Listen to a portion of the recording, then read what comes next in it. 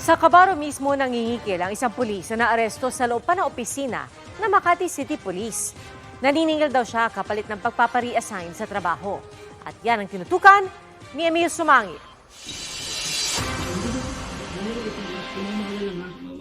Sa kanya mismong opisina sa Makati Central Police Station, inaresto si Police Corporal Michelle Ann Repolles. Ikaw ay mayroon ding karapatang kumuha ng tagapagtanggol ng iyong pinili at kung wala kang kakaya. Pakilala raw kasi ni Repolles, kaya niyang ilipat ang sinumang pulis na nagnanais na magpari-assign ng location o unit dahil sa koneksyon umano sa Directorate for Personnel and Records Management.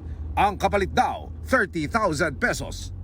Isa nating operatiba, pina-engage natin sa kanya nung ma-consummate yung bigayan ng pera through money application, pinadampot na namin. Sa ngayon, may lumalapit sa aming complainant, 3 sila. Paalala ng IMEG sa mga kabarong pumapatol sa under-the-table transaction para ma-shortcut ang request na ma-reassign. Wala namang bayad yan .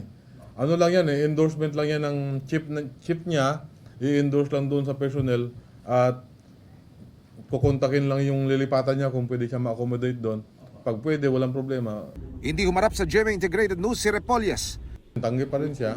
Bakit naman natin siya hulihin kung wala naman siyang ginagawa? Naharap siya sa reklamong robbery extortion at ilang reklamong administratibo na pwedeng ikasibak sa serbisyo kung mapatunayan.